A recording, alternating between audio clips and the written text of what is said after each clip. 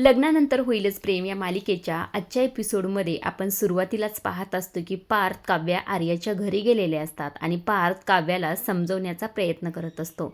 तो म्हणत असतो, हे बघा काव्या, एखादी पुट्ट्याची वही बोटावर फिरवत आपण घेऊन जाऊ शकतो. ती पडली तरी सुद्धा त्याला धुवून पुसून आपण वापरू शकतो. पण एखादा काचेचा गोळा असेल तर तो आपण बोटावर फिरवून घेऊन जाऊ शकतो का? त्याला आपल्याला जपूनच घेऊन जावं लागतं ना, त्याची काळजी घ्यावीच लागते ना. मग मी जी काही काळजी घेतोय ती तुम्हाला एक्स्ट्रा का वाटते काव्या? काव्या म्हणत असते, अहो देशमुख. त्यावर इकडनं आर्या म्हणते, तुम्ही दोघेही शांत बसा बरं. तुम्हाला कळतंय का, या घरात 2 बाळत, मग त्यांच्यासमोर नो फायटिंग. बघितलंस ना पिल्लू, तुझी मावशी किती आगाऊ आहे. तर पारदादासुद्धा तिला लगेच समजावतो बरं का, असं तिच्या बाळाशी बोलत असते. ती आता काव्याकडे वळते आणि काव्याला म्हणत असते, हे बघ काव्या, तुझा मुद्दासुद्धा अगदी बरोबर आहे. आता प्रत्येक मुलीला तिची स्वप्न इच्छा पूर्ण करण्याचा पूर्ण अधिकार आहे. पण पारचा पॉईंटसुद्धा अगदी करेक्ट आहे. तो फक्त तुझी जास्त काळजी घेतोय, पण ती काळजी घेणं सुद्धा तेवढंच गरजेचं आहे, कारण बाळ ही जगातली सर्वात महत्त्वाची गोष्ट आहे. हे बघ काव्या, एक गोष्ट कायम लक्षात ठेव, प्रत्येक गोष्टी लिहिता येतात, परत जोडता येतात सुद्धा. पण बाळाच्या बाबतीत ना आपण काळ मागे घेऊन जाऊ शकतो, ना पुढे जाऊन काही गोष्टी बदलू शकतो. त्यामुळे बाळाची काळजी घेणं तेवढंच गरजेचं आहे. हे बघ, तुझा अभ्यास महत्त्वाचा आहे, ते सुद्धा मला मान्य आहे. पण अभ्यास करताना सुद्धा बाळाची काळजी घेणं ते सुद्धा सगळ्यात महत्त्वाचं आहे.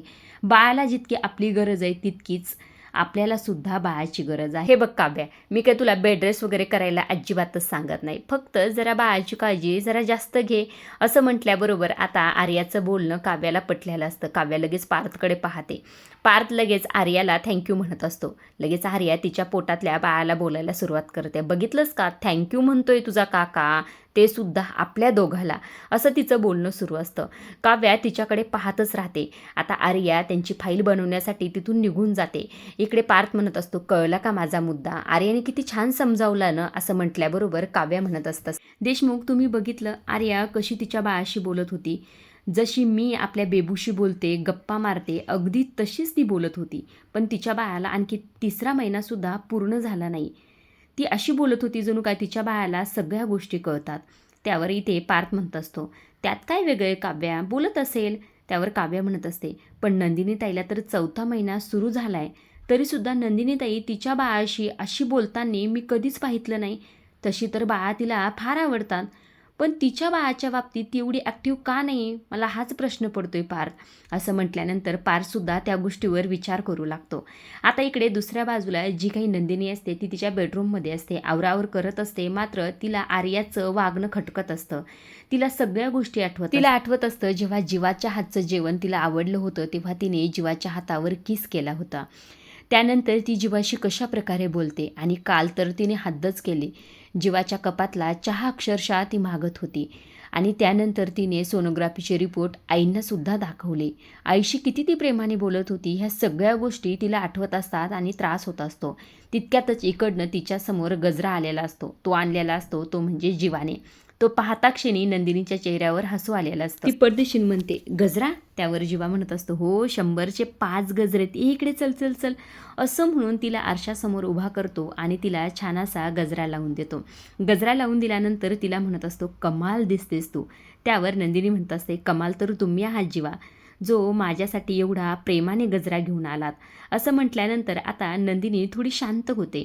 तेव्हा जीवा म्हणत असतो, काय झालं नंदिनी, काय विचार करतेस? त्यावर नंदिनी म्हणत असते, जीवा, मला राहून राहून एक भीती वाटते. कसली भीती वाटते तुला? आपल्या दोघांमध्ये कुणी येणार तर नाही ना? त्यावर जीवा म्हणतो, हो येणार की. आता नंदिनी घाबरते, म्हणत असते, कोण?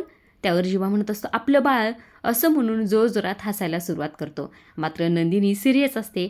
नंदिनी म्हणत असते, आपलं बाळ की आपलं बाळ जिच्या पोटात आहे ती आर्या? असं म्हटल्यानंतर जीवाला तर धक्काच बसतो. जीवा तिच्या तोंडाकडे पाहतच राहतो. तेव्हा नंदिनी म्हणत असते, जीवा, मी कसं सांगू तुम्हाला, हे बघा, मला राहून राहून असं वाटतंय की आर्याला तुम्ही आवडता. असं म्हटल्यानंतर जीवा तर तिच्या तोंडाकडे बघतच राहतो. तेव्हा नंदिनी म्हणत असते, हो, म्हणजे तुमच्या दोघांमध्ये मैत्री आहे ही मला मान्य आहे, पण आर्याला तुमच्याबद्दल काहीतरी वाटतंय. माझ्या डोळ्यांनी बघितलंय जीवा मी. जेव्हा तुम्ही तिच्या आसपास असता तेव्हा ती फार खुश असते. जीवा तर तिच्या चेहऱ्याकडे पाहतच असतो. नंदिनी म्हणत असते, हे बघा जीवा, तुम्हाला वाटत असेल की मी काय बोलते, पण आमच्या बायकामध्ये सिक्स सेन्स असतो बरं का, म्हणजे आम्हाला कळतात सगळ्या गोष्टी. त्यावर जीवा म्हणत असतो, मग तुला असं वाटतंय का नवऱ्यामध्ये सिक्स सेन्स नसतो म्हणून? तुला जो प्रश्न पडला होता तो प्रश्न मला सुद्धा पडला होता आणि त्याच प्रश्नाचं उत्तर विचारण्यासाठी मी थेट आर्याकडे गेलो होतो. असं म्हटल्यानंतर नंदिनीला तर धक्काच बसतो. आता जीवामध्ये आणि आर्यामध्ये जे काही बोललं झालं ते फ्लॅशबॅकमध्ये इथे दाखवलेलं आहे. आता थेट प्रश्न जीवाने आर्याला विचारलेला असतो, आर्या तू माझ्या प्रेमात तर नाही ना पडलीस? म्हणजे तुला मी आवडत वगैरे नाही ना? त्यावर आर्या हसायला लागते आणि म्हणत असते, आवडतोस, तू सॉलिड आहेस, पण एक मित्र म्हणून आवडतोस. असं म्हटल्यानंतर जीवा म्हणत असतो, खरंच ना? खरंच तुझ्या मनात माझ्याबद्दल काही नाही ना? त्यावर आर्या म्हणत असते, माझ्या मनात तर नाही, पण तुझ्या मनात आहे का? त्यावर जीवा म्हणत असतो, अजिबातच माझ्या मनात असं काहीही नाही आहे. मी फक्त नंदिनीवर प्रेम करतो आणि कायम ते प्रेम असणार आहे. असं म्हटल्यानंतर आर्या म्हणत असते, मग तुला असा प्रश्न का पडला की मी तुझ्या प्रेमात वगैरे आहे म्हणून? मी सिग्नल काही दिला होता का? त्यावर जीवा म्हणतो, तुझ्या कालच्या वागण्यावरून. मी काय वागले काल? आर्याने विचारल्याबरोबर जीवा म्हणत असतो, तू काल माझ्या कपातला चहा मागितलास आणि त्यानंतर आईला तू हक्काने रिपोर्ट दाखवत होतीस. हे सगळं काय होतं? त्यावर आर्या हसायला लागते आणि म्हणत असते, खरंच मला वाटलं नव्हतं जन्मजय तू एवढा मूर्ख असशील म्हणून. काय चाललंय तुझं? मी तुझ्या कपातला चहा काय मागितला? तुला वाटलं मी तुझ्या प्रेमात वगैरे पडले? अरे एक दिवस तू हॉस्पिटलला येऊन बघ, मग तुला कळेल. अरे प्रत्येक आमच्या हॉस्पिटलमधल्या नर्स असू दे, डॉक्टर असू दे, प्रत्येकाच्या कपातला चहा प्यायला मला आवडतो. एवढंच नाही तर दुसऱ्यांच्या ताटातला हक्काने घेणारी मी बिंदास मुलगी आहे, ओपन माइंडेड आहे रे मी. असंही ते आर्या सांगत असते. जीवा म्हणत असतो, हे बघ आर्या, मला एवढं बोलायचं होतं. असं म्हटल्याबरोबर आर्या म्हणत असते, माझा मुद्दा मला क्लिअर करू दे. आणि दुसरी गोष्ट म्हणजे आता आपल्या तिघांचं हे सिक्रेट असताना सुद्धा तुमच्या बाळाचे रिपोर्ट मी आईंना दाखवले, हे तुला दिसलं, पण त्यांच्या चेहऱ्यावरचा आनंद नाही दिसला तुला. त्या किती खुश झाल्या होत्या. त्यांना जरी माहीत नसेल की हे त्यांच्या नातवाचे रिपोर्ट आहेत, पण तुमच्या दोघांना तर याची आयडिया चांगलीच आहे ना. तुम्ही दाखवू शकला असतात तुमच्या सोनोग्राफीचे रिपोर्ट. मग मी दाखवले तर काय हरकत आहे? फक्त तुमचा आनंद मी त्यांच्यापर्यंत पोहोचण्याचं काम केलं आहे. मग जर यावरून तुला वाटत असेल की मी तुझ्या प्रेमात वगैरे आहे तर खरंच सॉरी. मी फक्त तुमच्या दोघांमधला दुवा झाले, एवढंच करायचं होतं मला. माझ्या मनात दुसरं काहीही नाही. असं आर्या पूर्ण पटवून देण्याचा प्रयत्न करत असते आणि त्याला सॉरीसुद्धा म्हणत असते. त्यावर जीवाला मात्र हे आर्याचं बोलणं सगळं पटलेलं असतं. त्याला तर स्वतःबद्दलच वाईट वाटायला लागलेलं असतं. जीवा म्हणत असतो, आर्या खरंच सॉरी, चुकलं माझं. खरं तर मी तुझ्याबद्दल नको नको ते विचार केले, खरंच सॉरी. असं म्हटल्याबरोबर आर्या म्हणत असते, नको नको ते विचारसुद्धा बोलून दाखवणं म्हणजेच मैत्री ना, आणि तीच मैत्री मला टिकून ठेवण्यासाठी मी हे सगळं काही करते. असं आर्या म्हटल्याबरोबर ह्या दोघांनी हात मिळवलेला असतो आणि मैत्री तशीच ठेवलेली असते.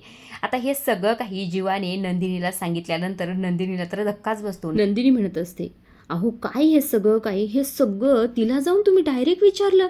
त्यावर जीवा म्हणतो, हो मग वाटलं म्हणून विचारलं, आणि फक्त मला नाही, हे सगळं काही तुलासुद्धा वाटलं असेल म्हणून मी जाऊन तिला विचारलं.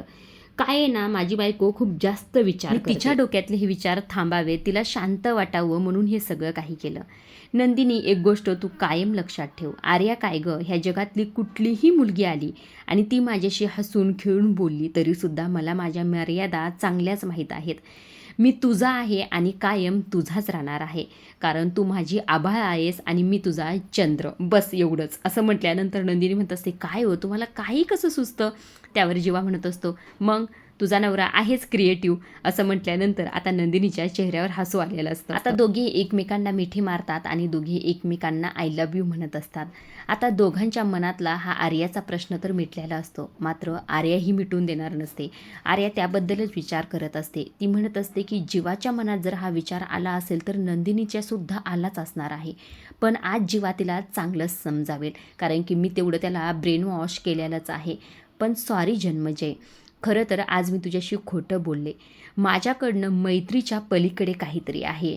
मी खरंच तुझ्या प्रेमात पडले, असंही ते जी काही आर्या असते ती स्वतःच्याच मनाशी म्हणत असते. आता इकडे दुसऱ्या बाजूला सकाळ झालेली असते. जी काही नंदिनी असते ती इथे रेखाताईशी बोलत असते. आता नंदिनी बऱ्याच दिवसातनं आश्रमात जात नसते, त्यामुळे खरं त्याबद्दलच ती बोलत असते. ती म्हणत असते, मी उद्यापासून येणार आहे, तुम्ही इतक्या दिवस हँडल केलं, खरंच खरंच थँक्यू सो मच. आणि त्यांना कशाचा तरी फंडसुद्धा भेटलेला असतो, त्याबद्दलच फोनवरच त्यांची चर्चा असते.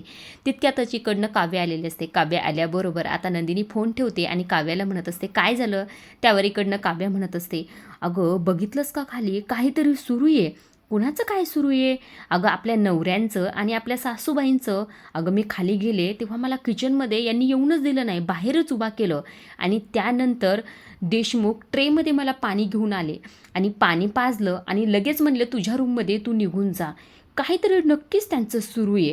म्हणजे देशमुखांना मी चांगलंच ओळखते. ते असं ट्रेमधून पाणी वगैरे कधीच आणणार नाहीत. म्हणजे नक्कीच त्यांचे हात तेलकट किंवा चिकट झालेले असतील.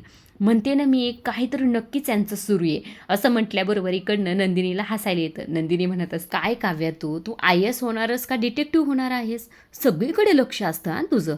त्यावर काव्या म्हणत असते, हो सगळीकडे सुद्धा आणि सगळ्यांकडे सुद्धा, विशेष करून माझ्या नंदिनी ताईकडं.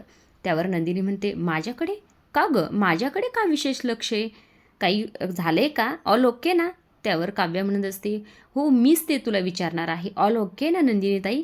तू कशाबद्दल बोलतेस काव्या? त्यावर काव्या म्हणत असते, मी बाळाबद्दल बोलते. तेव्हा नंदिनीला धक्काच बसतो बरं का, काय विचारीनीच प्रश्न पडलेला असतो. त्यावर काव्या म्हणत असते, काय आहे ना पार्थाने मी काल इन जनरल बोलत होतो तेव्हा आमच्या गोष्ट लक्षात आली की मी माझ्या जशी बेबूशी बोलते एव्हा ना आर्यासुद्धा तिच्या बाळाशी बोलते. मग तू तुझ्या बाळाशी का नाहीच बोलत? म्हणजे मी तुला असं बोलताना कधीच पाहितलं नाही. आता काव्याचा हा प्रश्न आल्याबरोबर नंदिनीला नेमकं काय बोलावं कळत नसतं. त्याचवेळी इकडे दुसऱ्या बाजूला जीवा, पार्थ आणि मानवीचे लाडू बनवणं सुरू असतं. सुनांसाठी सरप्राईज असतं. आता सारण तयार झालेलं असतं ते पण फार गरम असतं. त्यावर मानवी म्हणते, गरम आहे पण गरमच बनवायला लागतात. आता पार्थला याची थोडी आयडिया नसते. पार्थ पडदिशीन त्याच्यात हात घालतो आणि त्याला चटका बसतो. तो जोरात वरडतो. मानवी म्हणत असते, अरे काय रे, गरमागरम म्हणजे डायरेक्ट हात घाल म्हणलं का? अरे जीवा तुझ्या भावाला थोडं तरी शिकव की. पार्थ म्हणत असतो, तूच तर म्हणलीस ना गरमागरम. अरे गरमागरम म्हणजे डायरेक्ट हात घालतात का? तूप लावतात हाताला. जीवा काहीतरी शिकव बरं ह्याला. तेव्हा जीवा म्हणतो, हो दादा इकडे चल मी तुला शिकवतो. असं म्हटल्याबरोबर आता जीवा ते हातात सारण घेत असतो आणि पार्थला शिकवत असतो. मानवी म्हणत असते, थांबा मी तुमचा व्हिडिओज बनवते. असं म्हणून त्यांचा व्हिडिओ बनवत असते. त्यावर इकडनं जीवा म्हणत असतो, बघितलंस का बडे भैया, आजकालच्या आया किती स्मार्ट झाल्या, तर स्वतः व्हिडिओ काढतात आणि आपल्याला इथे कामाला लावले. असं म्हटल्यानंतर मानवी म्हणत असते, हो तुम्हाला तसंच पाहिजे. तुम्हाला शिकायचं आहे ना, तुमच्या बायकांचं सरप्राईज आहे ना, मग तुम्हालाच करावं लागेल की. चला इकडे फोटो काढूया. असं म्हणून मानवी फोटो काढायला सुरुवात करते. आता दोघीही स्वतःचे लाडू दाखवत असतात. जीवाचा तर छान गोलमटून लाडू आलेला असतो, मात्र पारचा डोंगरासारखा झालेला असतो. आता हे दोघीही त्या लाडूवर हसत असतात. आता इकडे जीवा म्हणत असतो, काय पार दादा, अरे असा बनवायचा असतो लाडू. पार्थ म्हणत असतो, मग तू सगळंच मला कशाला उगाच इथे कामाला लावले? असं म्हटल्यानंतर मानवी म्हणत असते, अरे तुला कामाला काय, तुला शिकायचं म्हणून एवढा घाट घातलाय ना, मग शिक. अरे जीवा शिकव की त्याला. असं म्हटल्यानंतर जीवा म्हणतो, हो मी तर शिकवायला तयारच आहे की, चल दादा आपण बनवूया. असं म्हणून दोघी लाडू बनवायला सुरुवात करतात. इकडे माननीने या दोघांना कामाला लावून स्वतः किचनच्या बाहेर निघून गेलेली असते. इकडे आता पार्थला काव्याचं बोलणं आठवतं. काव्या म्हटलेली असते की नंदिनी तिच्या बाळाशी का बोलत नसेल. हे सगळे काही शब्द आठवून पार्थ डायरेक्टच जीवाला विचारत असतो, काय रे जीवा, नंदिनी ठीक आहे ना, म्हणजे तिची प्रेग्नेन्सी सगळं काही व्यवस्थित सुरू आहे ना? असं म्हटल्यानंतर जीवा म्हणत असतो, का रे दादा असं का विचारतोस? त्यावर पार्थ म्हणत असतो, काय नाही जीवा, आज आम्ही आर्याच्या घरी गेलो होतो. ती तिच्या बाळाशी बोलत होती आणि काव्यासुद्धा अधूनमधून त्यांच्या बाळाशी बोलतात. पण मी तुम्हाला दोघांना कधी तुमच्या बाळाशी बोलताना नाही पाहितलं. असा प्रश्न विचारल्यानंतर जीवा पाहतच राहतो. इकडे दुसऱ्या बाजूला सुद्धा काव्या नंदिनीला विचारत असते, काय ग नंदिनी ताई, मी काय विचारते तुला, म्हणजे तुला लहान बाळ आवडतात सुद्धा.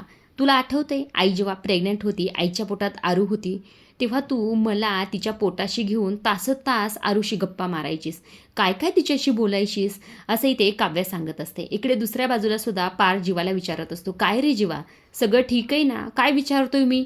त्यावर जीवा म्हणतो, हो रे बाबा दादा, सगळं काही ठीक आहे. म्हणजे दिसतं तसं नसतं ना रे प्रत्येक वेळेस. तुमच्यासमोर आम्ही आमच्या छकुलीशी बोलत नाही, याचा अर्थ आम्ही आमच्या रूममध्ये सुद्धा बोलत नाही असं नाही ना रे. आम्ही आमच्या छकुलीशी छान गप्पा मारतो की. पार्थ म्हणतो असतं, हे बघ जीवा, तुला वाटत असेल की मी तुझ्यावर संशय घेतोय, पण मला फक्त तुमच्या दोघांची काळजी आहे. जसा तुम्ही तो अपघात लपवला, तसंच आणखी काही लपवत नाहीत ना. म्हणजे ज्या गोष्टी तुम्ही आईबाबांशी बोलू शकत नाही, त्या गोष्टी तू माझ्याशी बोलू शकतोस. काही असेल तर सांगून टाक. असं म्हटल्यानंतर जीवा इकडे विचारातच पडलेला असतो. इकडे दुसऱ्या बाजूला सुद्धा नंदिनी विचारात अडकलेली असते. काव्याचे प्रश्न सुरूच असतात. काव्य म्हणत असते, हे बघ ताई, तू आईच्या पोटातले आरुषी गप्पा मारत होतेस, मग आता तुझ्या पोटातल्या बाळाशी तू का बोलत नाहीस? असा थेट प्रश्न विचारल्यानंतर आता नंदिनी सुद्धा विचारात अडकलेली असते. तिला काय प्रश्नाचं उत्तर द्यावं हेच कळत नसतं.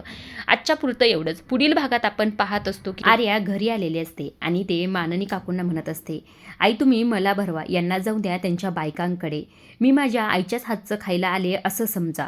असंही ते आर्याने म्हटल्यानंतर इकडे नंदिनीला हे अजिबातच पटलेलं नसतं. नंदिनी जेव्हा त्यांच्या बेडरूममध्ये जाते तेव्हा जीवाला म्हणत असते, तुमच्या आईंना आणि माझ्या सासूबाईंना आई म्हणण्याचा अधिकार ही आर्याला कुणी दिला? ही असं कसं काय वागू शकते? ही तर आधी काकू म्हणायची ना, मग आईपर्यंत जाऊन का पोहोचली? असंही ते नंदिनीने थेट प्रश्न जीवाला विचारलेला असतो. जीवाला तर नेमकं हे काय चाललंय कळतच नसतं. नंदिनीच्या मनातून हे काय जात नसतं. नंदिनी इकडे मनातच विचार करत असते, मला असं वाटते की आर्या काहीतरी ठरवून आईच्या जवळ जाण्याचा प्रयत्न करते. नक्की हिच्या मनात काय सुरू असेल असंही ते नंदिनी विचार करत असते. नंदिनीच्या डोक्यात आता हे शिरलेलं असतं आणि ती आता याचा शोध नक्कीच घेणार. आजच्या पुरतं एवढंच. अशा डेली मालिकेचे अपडेट, नवीन प्रोमो जर तुम्हाला जाणून घ्यायला आवडत असतील तर आपल्या चॅनलला जरूर सबस्क्राईब करा. तोपर्यंत पाहत राहा लग्नानंतर